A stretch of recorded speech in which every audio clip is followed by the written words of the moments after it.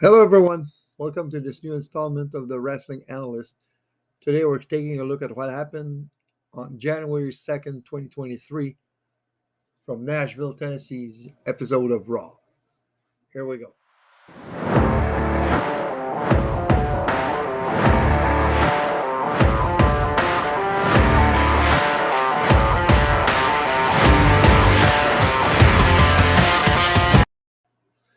So, right off the bat, the show starts with the Bloodline coming to ringside and attacking everyone in sight.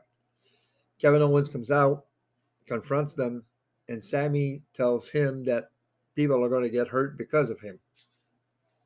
Security tries to clear the ring of the Bloodline, and they just get wasted. KO gets in the ring, tries to fight all four of them because there's Solo, there's the Usos, and there's Sammy. So all four get on Kevin. Locker room comes to the rescue, and after a commercial, Adam Pearce makes two matches: Elias versus Solo Sikoa, in a Music City street fight. Well, Music City, Elias. So it's going to be an entertaining match. Um, Second match is Kevin Owens versus the Kevin Owens and the Street Profits versus the Usos and Sami Zayn. So what this does is just further establish the hatred between the Usos and Kevin Owens, and further and gets the feud even further down the road. And we all know what the end result is going to be. I don't have to repeat myself on this. So basically, we know that Kevin wants the undisputed title, and that's his goal right now. Let's go to the first match of the evening.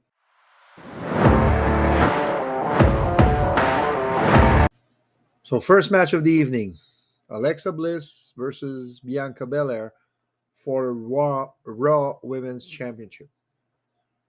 Now, in the recent weeks, we saw that either Bray Wyatt or Uncle Howdy, because we don't know which one controls which right now, is getting more and more control over Alexa Bliss. Now, Bianca dominates the match early on. Match was very good. Bianca's power is on display during the match. And near the end of the match, not Bianca, but Alexa is on the floor. She turns around and gets face to face with a masked figure who has a kind of a Uncle Howdy mask on. She goes on the other side of the ring, and either the same guy or another guy with the same mask is there, and this distracts Alexa. Now she gets back in the ring, and not once but twice, Bray Wyatt's symbol appears on the Titantron, and every time it seems to throw Alexa off her game. Uh, it seems to disturb her mentally uh, by the way she was acting in the ring. And after a second time, she just jumps on the referee and starts punching him. Therefore, Bianca wins by disqualification. And then, after attacking the referee, she turns her attention to Bianca and just massacres her. She slaughters her, uh, ending it with two DDTs on the steel steps. Now, of course, Bianca keeps her title, but the goal of this match was to really enhance and further the storyline that Bray Wyatt or Uncle Howdy is getting more and more control over Alexa Bliss. So where is this going to lead? it's going to lead us to what I call Dark Alexa version 2. We're well on our way on that. And I know some people say things take too long, but I like something to develop in the long run. And Bray Wyatt's gimmick and everything. And remember, Bray Wyatt is on Raw, is on SmackDown, but he still has control over a Raw persona. So uh, that's like transcending both brands.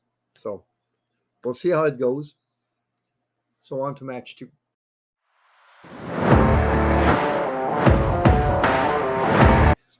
So match number 2, Elias versus Solo Sikoa. Now, the only purpose of this match is to have an entertaining match between Elias, the music guy, in a Music City street fight against Solo Sikoa. Now, Solo Sikoa is still undefeated since arriving on SmackDown with the Bloodline in one-on-one matches. So he's still undefeated. So the match was entertaining in itself, and the match ends when Solo gives a Samoan spike followed by a spinning solo on top of a piano, and that's how Solo wins the match.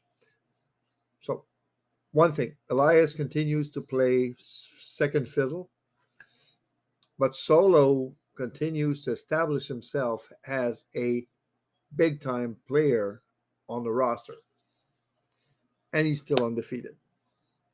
So on to match 3.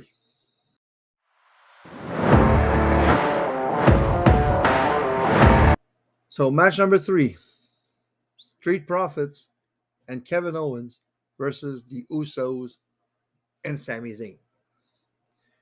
Now, as soon as they get in the ring, they all brawl together, and surprisingly, Kevin and Sami are the two hitting each other right off the bat. Because you remember in the last few weeks, Sami didn't want to touch Kevin didn't want to touch Sami, but that's all changed now. The Street Profits would like to get a victory to be in line for a tag team championship match. KO wants to continue winning ways and be a problem for the Bloodline. Of course, the end result is he wants to have a match one-on-one for the undisputed WWE Championship. And the Bloodline, they want to avenge Friday's loss. Now, during the match, Montez Ford is not focused on the match at all. He plays the guy that is worried about his wife, because we all know Montez Ford. If you don't know, well, Montez Ford is married with Bianca Belair. So he plays the fact that he is worried about his wife because of the beating she took from Alexa in the last match. Kevin tags Montez Ford and suddenly gets his head in the game. Solo Sikoa comes from the back and gives a Samoan spike to Dawkins outside the ring, and Sami hits the Helluva Kick on Montez Ford for the 1-2-3. After the match, the Bloodline attacks Kevin Owens. Solo gets a chair to try to do the same thing to KO that they did to Matt Riddle some time ago. And Sheamus and Drew McIntyre come to the rescue. So what this does, Sami gets a big win after his loss on Friday. So he gets a big win there. KO doesn't get pinned, so he doesn't lose anything. Street Profits are losing momentum because they didn't beat the tag team champions.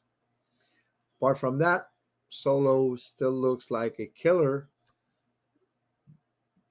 So everyone is getting what they want a little bit, except maybe the Street Profits. On to match 4.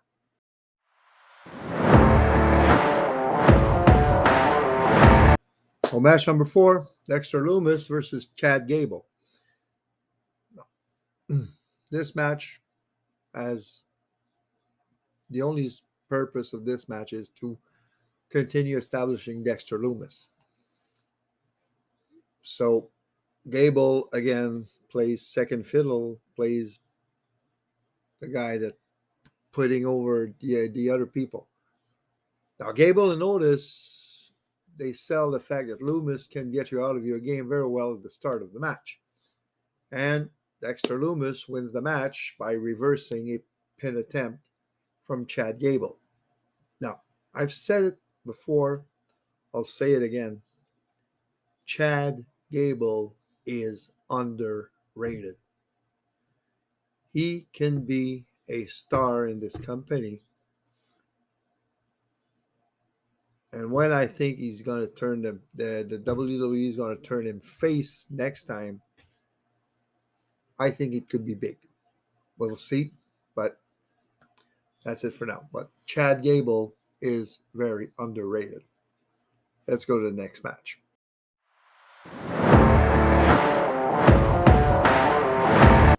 Match number 5, Becky Lynch versus Io Sky and Dakota Kai in a handicap match that became a tag team match when Mia Yim joined in the fight.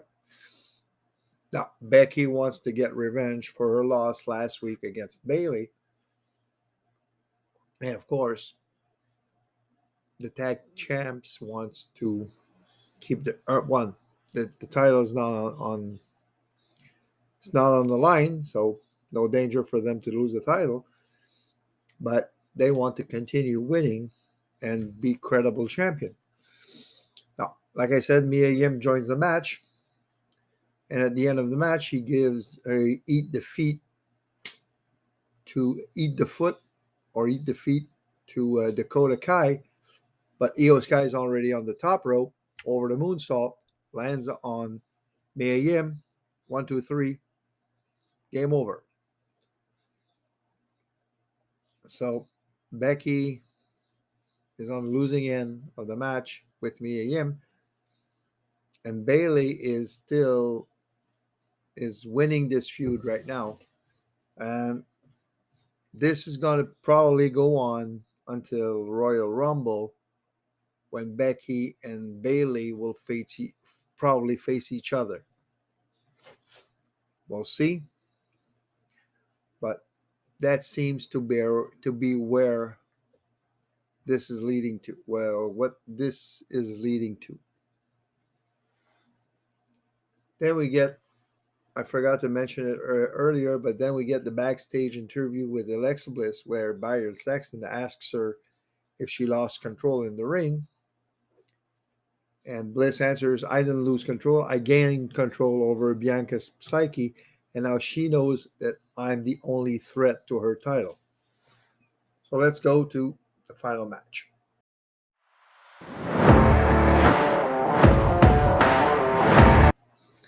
So, final match of the evening. It's been advertised for the last few weeks. Austin Theory versus Seth Rollins for the United States Championship. First, great match. Not match of the year 2023, but for a main event of Raw, it was very good. Now, Rollins seems to injure his knee during the match. Not a real injury, don't worry about it. And he sells the knee for the remainder of the match. Now, of course, like all championship matches, champion wants to retain, challenger wants to win the title. But there's more to this match too. If Austin Theory wins, that's really enabling him to say that he has arrived and he's a credible champion. That was the goal of this match, to make Austin Theory a credible champion, period. Seth Rollins and Austin Theory put on a hell of a match. And Austin Theory won the match fair and square. Well, fair and square. He did win the match.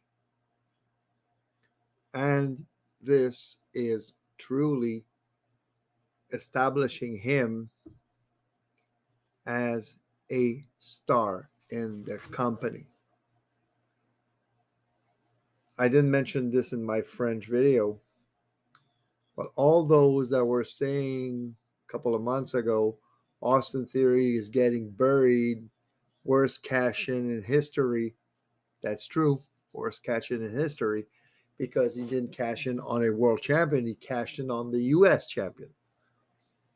So, but the purpose of it was to change Austin Theory's persona. And since he lost the Money in the Bank briefcase, he has been on a roll and on a tear, and he has established himself as a major future star. So that's it for the analysis from Raw this week. Hope to see you next time. Now, why did I take so much time to do my Raw results analysis this week? First of all, Monday, I'm Quebec, I'm French Canadian, and Canadians love hockey.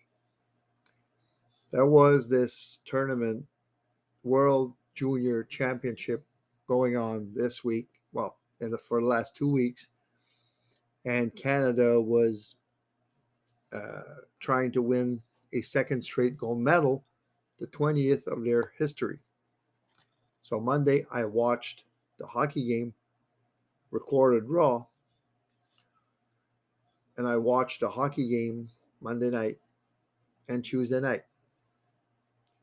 So that is the reason why I took so long before making this results video, because I finished watching Raw this morning, January 7th. So I hope you enjoyed it. I should be back maybe for the SmackDown video tomorrow or Monday evening. So have a nice day, everyone, and see you soon.